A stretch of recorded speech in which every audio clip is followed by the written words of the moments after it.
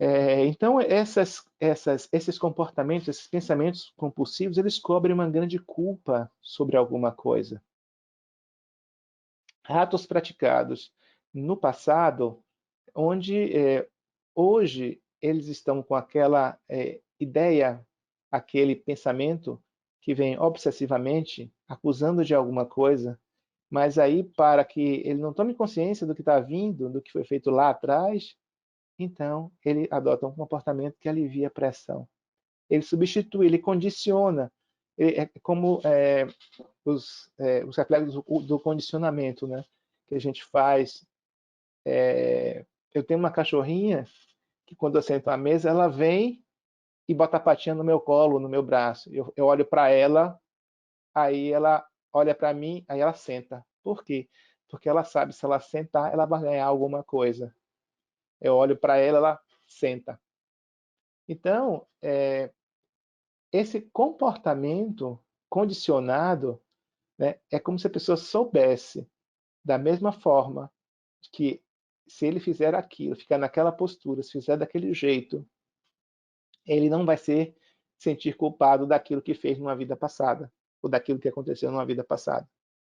Esse condicionamento, ele é aliviado pelo comportamento compulsivo. Mas existem aquelas pessoas que não têm a sua vida prejudicada por isso. Elas lavam a mão 6 vezes, 8 vezes, isso é normal. Em tempos, não em tempos de pandemia, mas em tempos normais, não tem problema, é um hábito higiênico. Então, existem outras coisas, mas isso aí eu vou deixar para a aula. Mas só para que vocês tenham uma ideia de que se ela vai, a terapia regressiva, se ela está em equilíbrio, se ela está compensada, se ela não tem um comprometimento da sua cognição, você fazendo uma terapia regressiva, ela vai achar o núcleo daquilo que está no núcleo, no complexo, lá atrás, naquele inconsciente que eu mostrei para vocês no início dos trabalhos. Aí ela vai virar para você assim, então foi isso, Moacir, que me fazia me sentir culpado? Aquilo era culpa? Aqueles pensamentos que mandavam eu tomar banho era porque eu me sentia com o corpo sujo daquilo que eu sofri nos calabouços infectos, na Santa Inquisição? Era como se eu precisasse lavar, lavar, lavar, para tirar a agressão daqueles homens grotescos que vinham em mim e me abusavam sexualmente, eu me sentia nojo de mim, envergonhada de mim. E quando vinha aquela ideia que é inconsciente, vinha um impulso e eu ia tomar banho. E tomava, esfregava, esfregava, esfregava. Então é isso. E no trabalho é um trabalho muito bonito, porque durante a integração, que é uma fase final daquela sessão de regressão que você fez, é, onde o seu cliente ele trouxe com muita verdade tudo aquilo, você vai trazer as duas personalidades, a presente, porque ele está com a cognição e a âncora no presente, e você vai poder trazer junto aquela personagem da vida passada e os dois vão conversar usando alguma técnica também está alterado de consciência, de cadeira vazia ou de uma outra técnica que vocês possam utilizar que promova um diálogo entre um diálogo externo ou só interno, mas elas se entendem e com isso na integração elas às vezes alguns clientes dizem assim, ela entrou em mim e sumiu. Então você entende porque o processo ele está daquele jeito. Você entende de quem é o pensamento que está lá no núcleo do complexo, e quando você atualiza, aquilo desaparece. Porque aquilo se resolve. Né? É, a cliente hoje, com o seu ego, hoje entende, ele expandiu e ele viu, essa não sou eu, aquele corpo não é este. Aquela foi alguém que viveu uma experiência, mas que está registrado no meu espírito. Porque quando a gente reencarna, quando a gente nasce, não é a mesma alma, é uma outra parte desse espírito que tem essa experiência. O ego é que recebe todas aquelas informações do complexo, por imprint, por irradiação daqueles núcleos que eu mostrei para vocês de vidas passadas, com aqueles pingos escuros que vêm para a periferia que vem para o consciente, que vem para a mente física, que vem para o cérebro, que vem para a consciência física, que vem para o comportamento.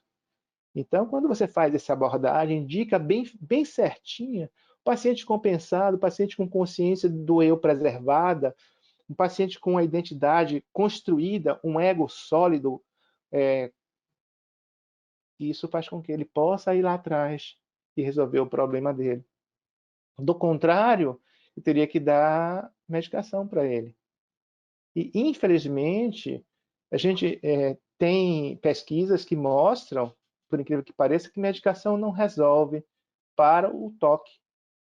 Mesmo os casos graves de toque, medicação não tem resultados satisfatórios. Sabem o que é que tem? Terapia. E, infelizmente, como os grupos, né, de medicina eles são regidos por conselhos e tem que ter base científica em experimentos para que as coisas sejam prescritas, das poucas terapias, das poucas ferramentas que se utiliza para o toque é o TCC, que é prescrito por vários psiquiatras ou por vários neuropsicólogos. Quanto a terapia de regressão pode ajudar nesses casos, a resolvê-los definitivamente. É inimaginável o trabalho que pode ser feito com a terapia de regressão. Na ansiedade, por exemplo, nas fobias específicas, né, que nós podemos trabalhar com alguns medos específicos, por exemplo, medo de barata, medo de lagartixa, medo de escuro, medo de fechado.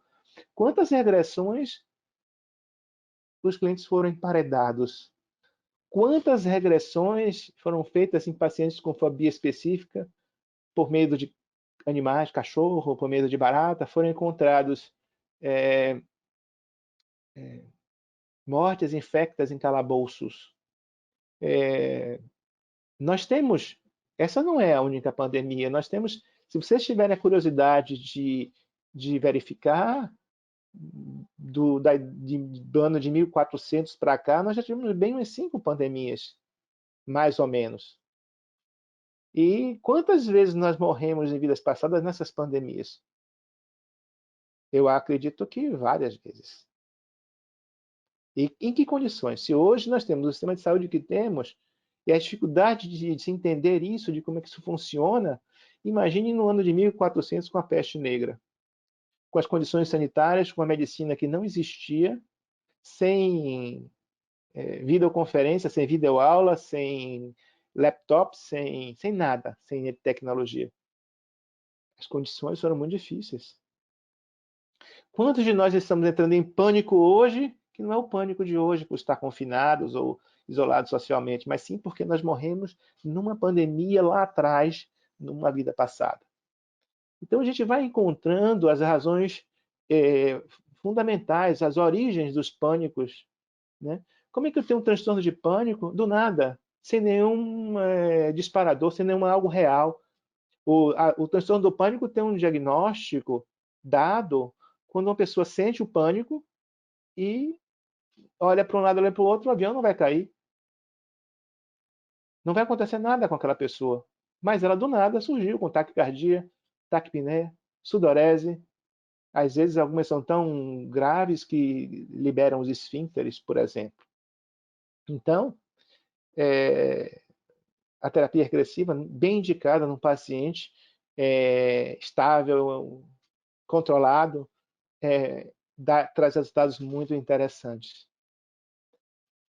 Uma outra grande contraindicação, entre aspas, são as psicoses, né? Dentre elas, a esquizofrenia, ela é a mais comum. Existem aí alguns tipos, eu trouxe para vocês. A esquizofrenia paranoide, a hebefrênica, que começa logo cedo, 18, 16, 20 anos. O transtorno delirante persistente, que é um episódio só de delírio. Mas a esquizofrenia é uma psicose que ela traz delírio e alucinação. O delírio é aquilo que você tem como ideia, é um transtorno do pensamento. Você tem uma ideia, um pensamento sobre algo que não existe, uma situação que não existe. E a alucinação é aquilo que você pensa que está vendo, mas não existe também. Então, o paciente cria uma condição, uma realidade fora da realidade presente, da realidade do hoje. E é um ego frágil. É como se ele tivesse meia dúzia de egos funcionando ao mesmo tempo, cada um com uma ideia, cada um com uma percepção, cada um com crenças, cada um com visões. E como é que você pode fazer terapia regressiva num esquizofrênico se ele não tem um ego fortalecido, se ele não tem uma cognição adequada? Geralmente, os esquizofrênicos, quando levam algum tempo de esquizofrenia, eles têm perda cognitiva significativa. Então, fica praticamente impraticável você fazer um processo de regressão com uma pessoa que tem uma psicose franca, uma psicose, uma esquizofrenia nesse sentido. O Morris Netterton, americano, ele fez muitos trabalhos com esquizofrênicos internados, compensados. Ele disse que o resultado foi muito pobre para o que ele imaginava, que ele conseguiu alguns resultados sim, que até certo ponto funciona, mas não é animador. E as condições são muito difíceis para você fazer a abordagem, porque exige internação, está dentro de um hospital, medicado e tal. Mas da minha experiência, eu tenho outras opções. E a gente precisa variar isso. A gente, como terapeuta, a gente não pode ser muito enquadrado, né? A gente tem que ter criatividade, a gente precisa ter liberdade de poder inserir em nossa setting terapêutica aquilo que nós achamos que é necessário para que eu possa beneficiar meu cliente, seja de que técnica for. Se eu sei fazer, eu vou lá e faço. Se eu posso misturar, eu misturo. Não tem nenhum problema. Eu estou no meu espaço, estou no meu setting terapêutico, eu posso fazer. Posso não me apresentar como detentor do título que sou terapeuta disso ou daquilo, mas eu posso usar partes ou todo de algumas técnicas que nós temos em mãos. E existem formas da gente poder abordar o paciente esquizofrênico de uma terapia de regressão. Nas minhas aulas, geralmente eu apresento um caso. É um caso, mas que... Porque a esquizofrenia não é muito frequente no dia a dia, nos consultórios. Mas eu tive um caso que, inclusive, eu apresento nas minhas aulas, de vez em quando eu vou falar de psicopatologia e emergência espiritual. Ora, se eu for estudar um pouco mais adiante Groff, eu vou dizer que o Groff me trouxe uma ideia importante sobre as matrizes perinatais. Eu falei antes para vocês. Se o bebê em formação ele traz algo da mãe, ou da família, ou do pai, durante a gestação, é porque também ele sofreu um imprint da vida passada da mãe. Se eu for estudar um pouco mais as obras de Carol Bowman, psicóloga americana, eu gosto de um livro dela muito, que é O Amor Me Trouxe de Volta, eu vou encontrar as razões pelas quais existem as reencarnações em família. Pois bem, se existe tudo isso, eu posso usar outra pessoa para regredir? Posso. Se eu tenho uma ligação direta do meu paciente com a mãe, e eu percebo que ela é o agente psicotizante da mãe, quer dizer, aquele que, de certa forma, trouxe a psicose, trouxe o compromisso de cuidar de um filho psicótico, então eu posso regredir a mãe. E, nesse caso, que eu apresento sempre, eu fiz isso. Foram 7, 8 anos de acompanhamento de uma psicose esquizofrênica hebefrênica, e eu usei tudo que vocês possam imaginar. Eu usei arte terapia, mandala, musicoterapia, eu usei reiki, eu usei terapia convencional, eu usei TCC no que eu pude, eu usei tudo que vocês possam imaginar, mas não usei a regressão com a paciente. Nos trabalhos de psicose e esquizofrenia, principalmente, eu trabalho com a família. Então, o pai veio para a terapia, a mãe veio para a terapia, o irmão veio para a terapia, só faltou o cachorro. E é, a mãe foi quem se mostrou muito comprometida. A mãe tinha disponibilidade, tinha um senso de responsabilidade. E eu convidei a mãe para fazer a terapia regressiva. E a mãe veio a uma única sessão. E o que a gente descobriu da relação entre mãe e filha? Ora, o que eu disse para vocês é que no passado os problemas aconteciam, pessoas se relacionavam e essas pessoas nessa convivência criavam suas dificuldades.